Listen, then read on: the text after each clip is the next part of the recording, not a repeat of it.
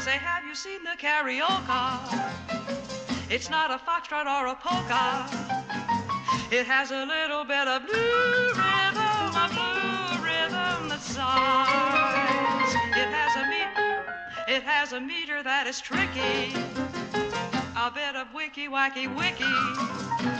But when you dance it with a new love, there'll be true love in her eyes.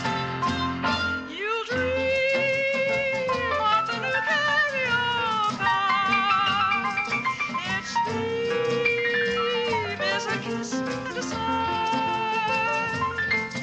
You'll dream of the new carioca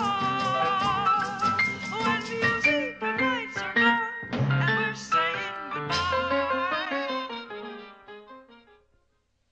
The popcorn you're eating has been pissed in. Film at 11. At Argonne, we know that a country which depends on oil can't afford to run short. But conventional drilling is not always possible. Now, new ways must be found to produce crude oil. Here at our multi-billion-dollar refinery in Fairbanks, we're extracting over 2.5 billion barrels of crude oil each day from teenagers' faces. Crude oil can be shipped via mammoth super tankers in order to better utilize our country's vast supplies of yet untapped natural resources. And here in Milan, Italy, an affiliate of Argonne has developed a way to reclaim oil from the discarded combs of local residents, enough to fill an 1,100-foot tanker and save 60,000 gallons of valuable energy.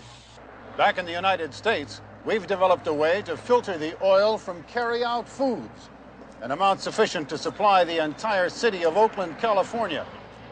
And for the future, the promise of capturing over 40 trillion cubic feet of natural gas has brought us to Beaumont, Texas, and this unique recycling method. At Argonne, we're working to keep your money.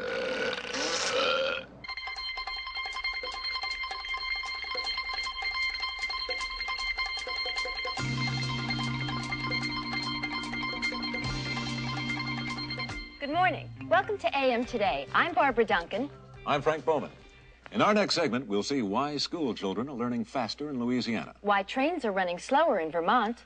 We'll meet an adorable, furry Australian friend. And we'll take an up-close look at the nation's newest safety craze, smoke detector alarms. But first, New York City teachers are voting on whether to continue their week-long strike.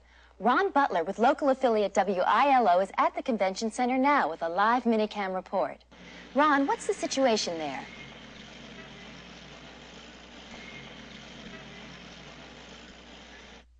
Ron, are the teachers still voting? It seems we are having trouble getting that report. We'll try back later in the program. In the meantime, this is AM Today. It's 18 minutes after the hour and time for our daily feature of debate, Count Pointer Count. Once again, here are John Fitzsimmons and Sheila Hamilton. Well, Sheila, I guess even you and your liberal cronies have found the light at the end of the tunnel of love with our beloved president.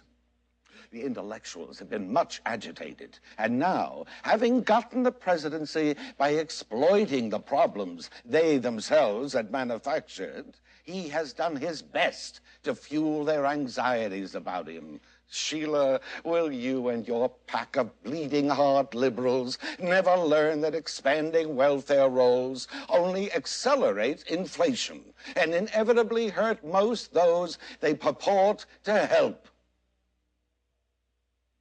Why, John, you old stick in the mud. I've been listening to that horse shit of yours for months, and you can take that crap and blow it out your ass. And for good measure, sit on this, John. We understand that the teachers have completed their balloting and a decision is forthcoming. Ron Butler, do you want to hazard a guess as to the outcome of that vote?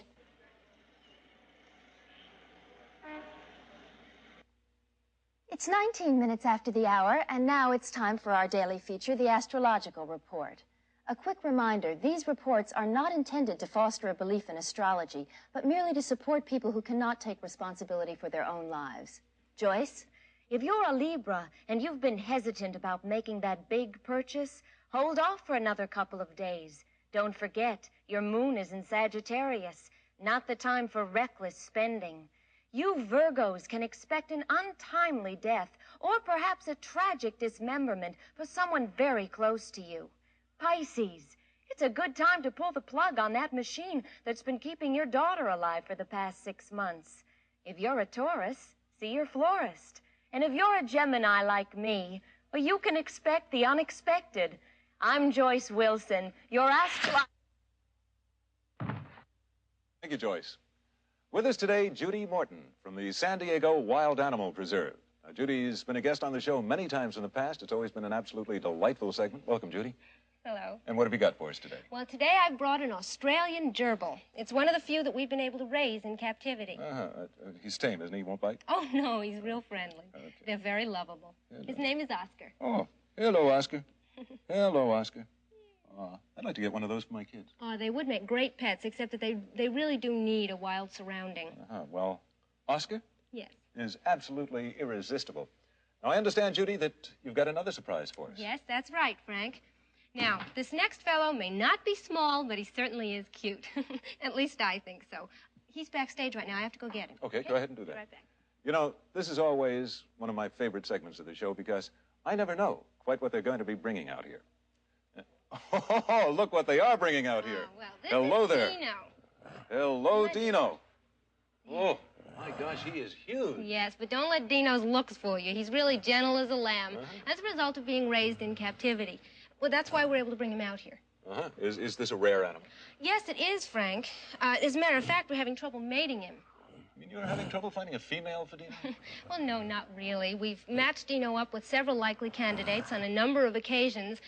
The trouble is that all efforts at reproduction have been unsuccessful. Oh, I can hardly believe that. After all, Dino here may not be the handsomest suitor I've ever seen, but certainly a big gorilla like this. Well, we're not really sure yet what the trouble is with Dino. It could just be shyness, a natural reluctance, or even what we would call impotence. Impotence? Big ugly. Whoa! Whoa!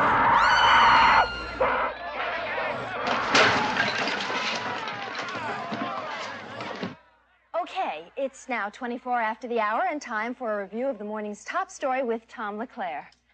Thank you, Barbara. Today's top story concerns a meeting of OPEC ministers in Tehran yesterday. An anticipated 10% price hike across the board on petroleum products.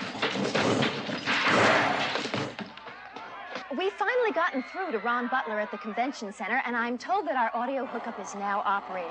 Go ahead, Ron. The balloting here has now lasted almost 3 hours. As soon as the absentee ballots have been tallied, we should have the result.